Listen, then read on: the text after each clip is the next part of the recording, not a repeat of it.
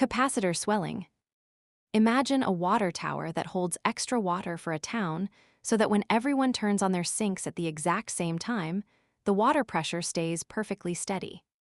On a computer motherboard, there are tiny, battery-like cylinders called capacitors that do the exact same thing for electricity.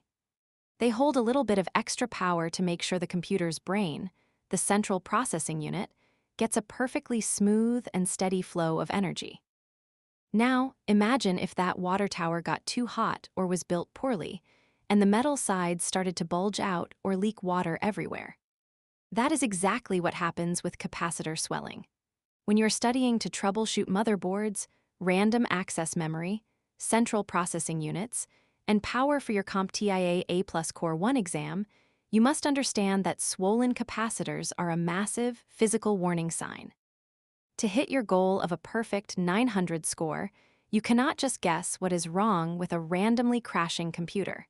You have to use your eyes to look for these tiny, bulging cylinders. Let us dive deep into the technical mechanics of why this happens and how to fix it. A capacitor is an electronic component that stores electrical charge and filters voltage. On a computer motherboard or inside a power supply unit, electrolytic capacitors are heavily used in the voltage regulator modules surrounding the processor socket. Their primary job is to take the 12 volts coming from the power supply and smooth it out into the exact, clean fraction of a volt that the processor needs to do its billions of calculations. These specific capacitors contain a liquid electrolyte inside a small aluminum can, and the top of the can is scored with a tiny cross or letter K shape.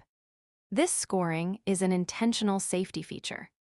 If the motherboard gets dangerously hot because of a failing cooling fan, or if the power supply is pushing dirty, unstable power into the system, the liquid inside the capacitor begins to boil and turn into a gas.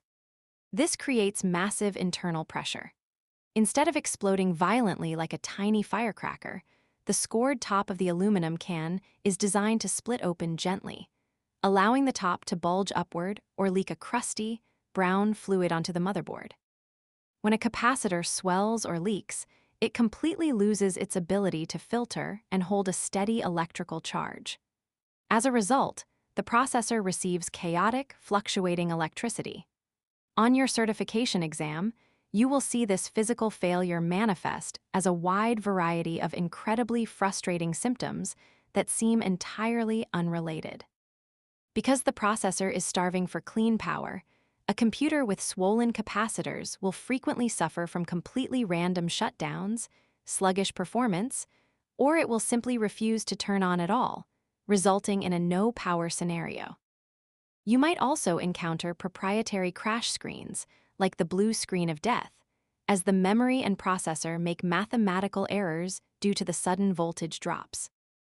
In a professional troubleshooting scenario, if a user complains that their older desktop computer has been crashing randomly, your very first step after opening the case should be a meticulous visual inspection of the motherboard. You must take a bright flashlight and look closely at the tops of all the small cylindrical capacitors near the processor. They should all be perfectly flat. If even one of them has a rounded, bulging top, or if you see dried, brownish-red chemical residue leaking from the base, you have positively identified the root cause of the system instability.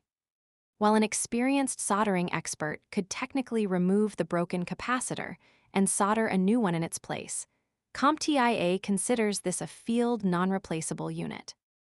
Therefore, the only correct and professional troubleshooting resolution you should select on your exam is to completely replace the entire motherboard. By understanding the critical relationship between power filtering, heat, and physical component degradation, you will be perfectly equipped to answer any questions regarding capacitor swelling and system stability.